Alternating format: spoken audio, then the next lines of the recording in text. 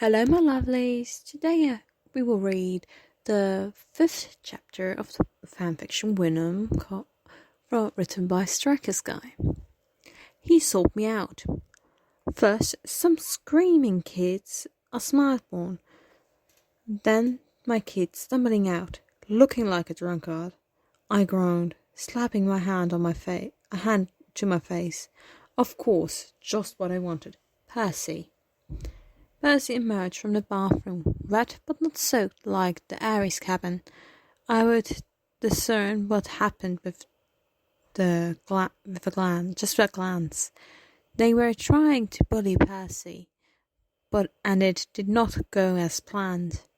They should have known better than to pick on a child of Dionysus. Wait, not mine. Kind of mine.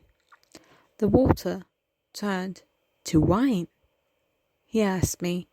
I found myself curious. Water turning into wine. Perhaps a blend of his parentage, but it was night time. He was supposed to be in bed. How could I do the things I wanted if the children were awake? Okay, Peppa, tell me again. What happened? He flayed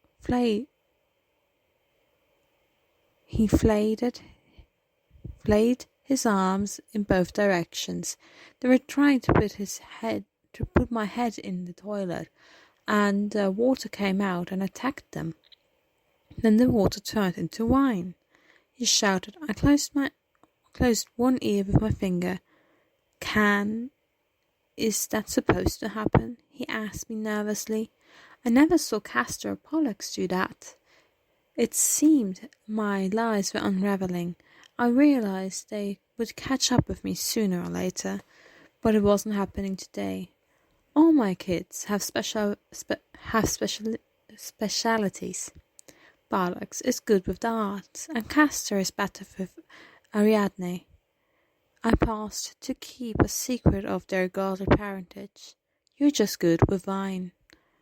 Percy looked at his hands, seemingly bitter. I'm just a problem waiting to happen, he said, appearing crushed. I don't want to be good with wine. I don't want to be like Gabe. Who the heck was Gabe? Percy breathed heavily before collapsing to the ground. I don't want to be like him, or anyone like him. I hate the smell of wine, and don't ever want to, he blubbered, and I had a feeling I knew what he meant. Not everyone who enjoyed wine knew how to do so properly, or maybe it was just alcohol in general. Then there was the issue of my scent.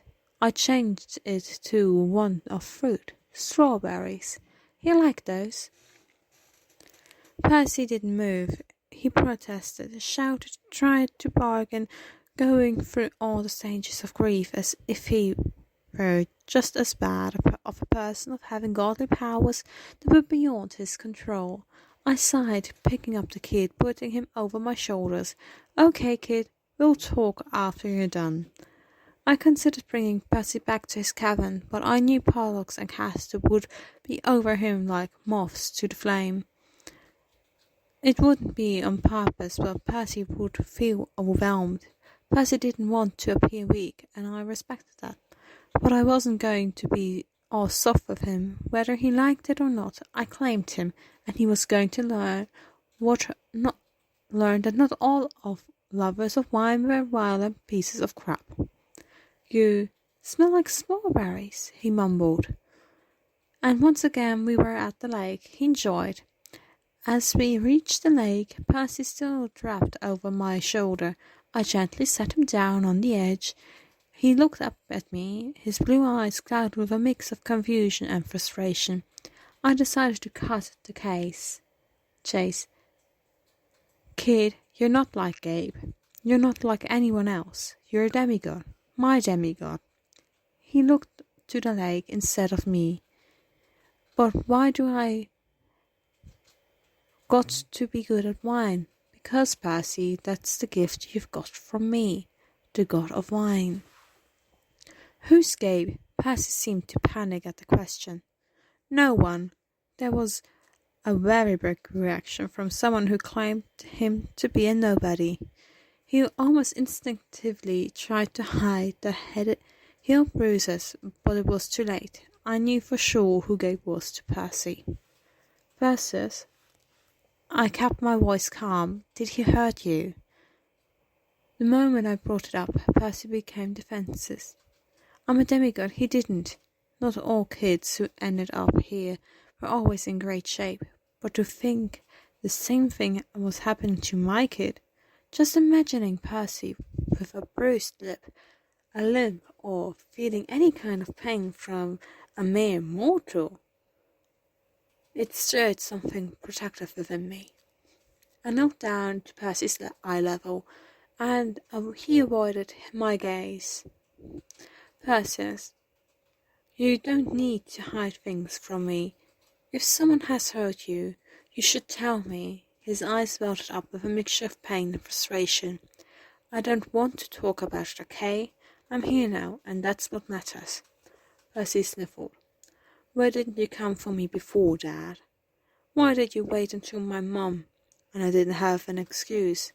I had to remind myself again and again, Percy wasn't mine. If I hadn't claimed him by accident, I doubt I would have cared. Not even enough to use his name. Caring only brought you hurt.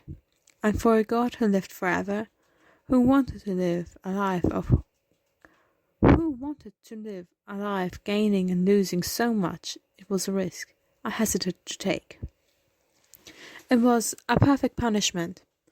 Percy wiped away a stray tear, still avoiding eye contact. When I failed to answer, he continued, Yeah, well, it's not like I needed you. I managed just fine without any godly interference. I listened to the bitterness in Percy's tone, rightfully hurt. He walked off as if to show he didn't need me. I thought to call out, but he needed to be on his own for a bit.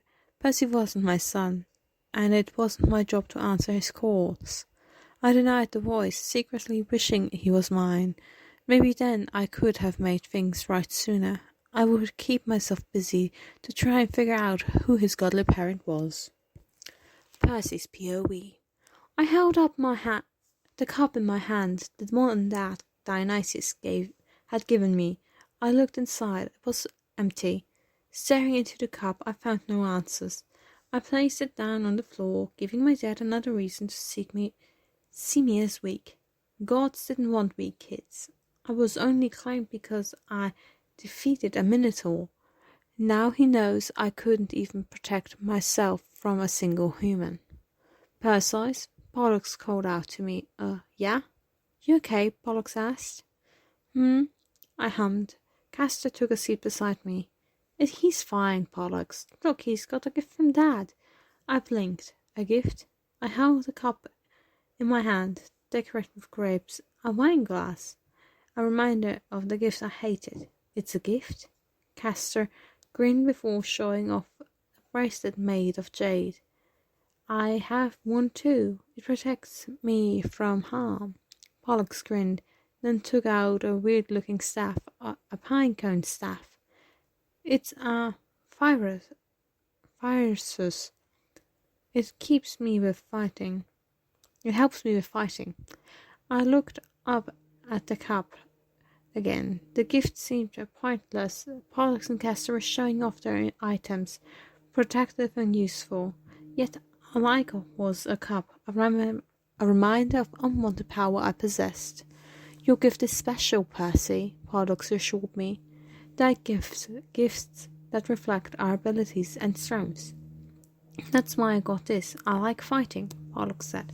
Castor spoke up next. I got the bracelet because I'm not great at it.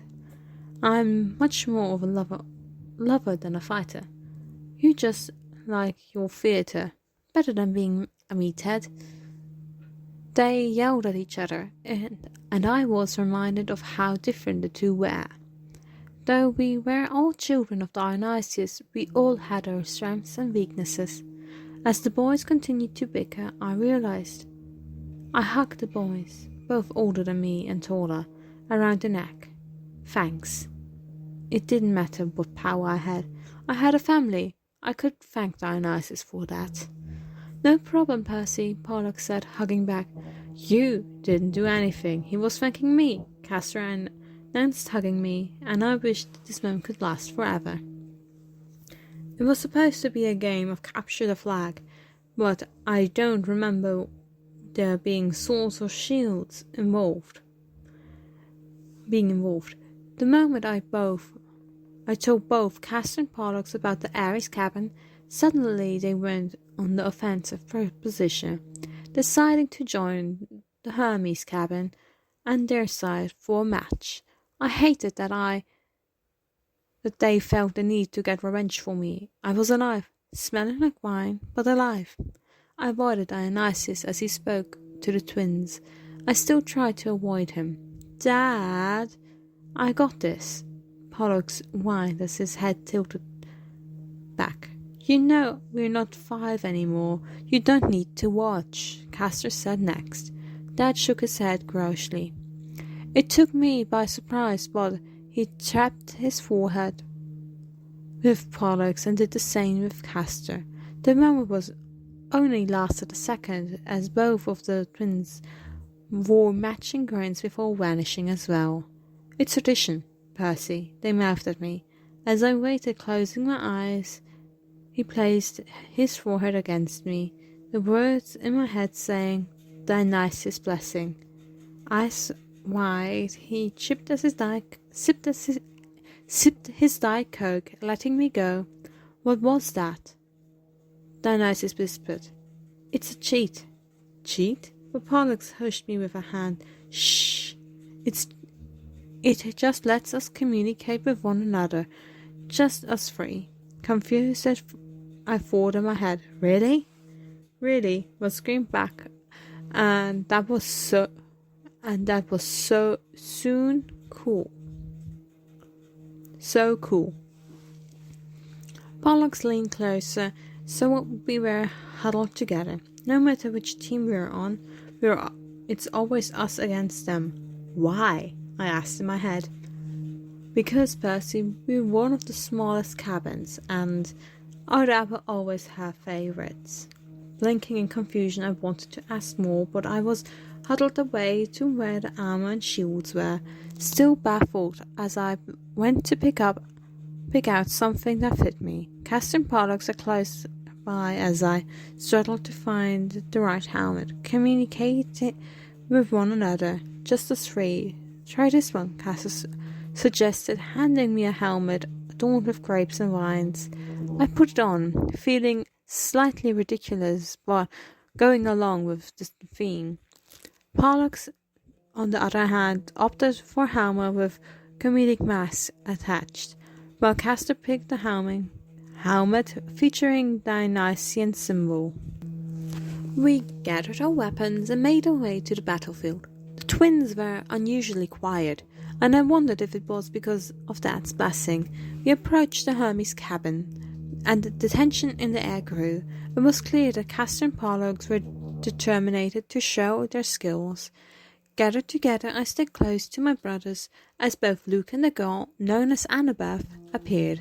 I remembered her from my fight in the bathroom. She had watched the water, then wine, attack at the Ares cabin. Pollux, wearing a serious expression, asked, The plan? Annabeth spoke confidently. Athena always has a plan, as if it were a motto of hers. Due to Pollux and Castor's insistence, I was placed in an area away from the action. There was no protest from me. I wanted to see firsthand how this game ran. Annabeth led me far away from the action, leaving me all on my own. She placed the baseball cap on her head, vanished, and suddenly the trees became my only company. I made sure to stay silent, listening for any sound in my head, the sound that sounded like my brother's. It was quiet on their part, so quiet that I even managed to take a nap without leaving my post. As I dozed off, I felt presence approaching from the woods. Suddenly, I was surrounded by the Ares cabin. Creep the punk, Clarice screamed, and I knew I was in for it. Without wasting a moment, I ran between them. They were trained fighters, and I wasn't going to test my luck against them.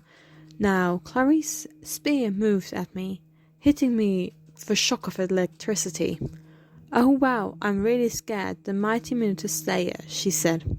"The flag's the other way," I said, hoping just maybe they were lost, wondering if this way was the time I should call for my brothers.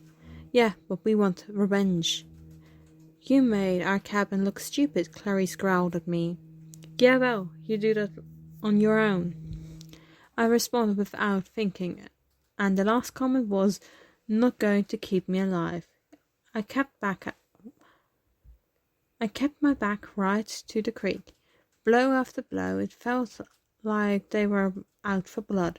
"No maiming, it's the one rule," I said, as they didn't understand the instructions. "I guess there goes my dessert privileges for the week," Clarice responded, showing no concern. My helmet was knocked away, and I caught her spear with my shield and sword. With a swift motion, I snapped it in half. Clarice screamed as if I had harmed her, stunned by her broken weapon. She looked ready to retaliate, but attention was diverted by the shouts of joy. Luke and the others from the Hermes cabin were coming, along with Pollux and Castor. I called them out. Help?" I asked through the mantle connection, and immediately the response echoed back, "Percy!" Annabeth appeared before me. "Not bad, hero," she commented. I turned to face her. "How did you learn to fight like that?" "You set me up," I shouted, annoyed. Annabeth shrugged. I said, "Athena always has a plan." "A plan to get me." Before I could finish my sentence, I felt myself being dragged. Annabeth looked on in confusion as the ocean pulled me straight into the sea. I fought against the relentless pull of the ocean,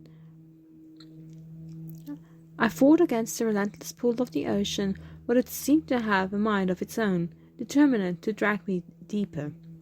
The water closed over my head, and panic set in as I struggled to find my way to the surface. As Castor and Pollux called my name, their voices laced with panic. I felt the same emotion filling my veins. Panic surged within me as the relentless pull of the ocean grew stronger, dragging me further away from the shore. The distance between us widened, and their urgent calls only intensified my sense of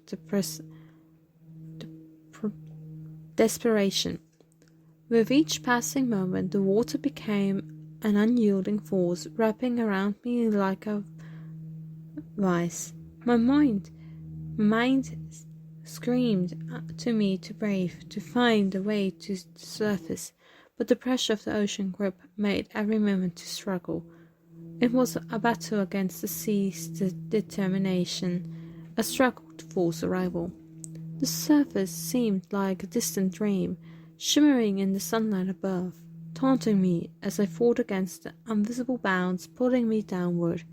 I gasped for air, and the need for oxygen becoming more urgent with each passing second. The sea, once a place of mystery and allure, now felt like a merciless adversary intended on claiming me. Castor and Pollux's voices echoed through the water, distorted and distant. I found myself with open mouth trying to breathe the salty water before. And that was chapter 5. I will see you for the next chapter. So bye bye.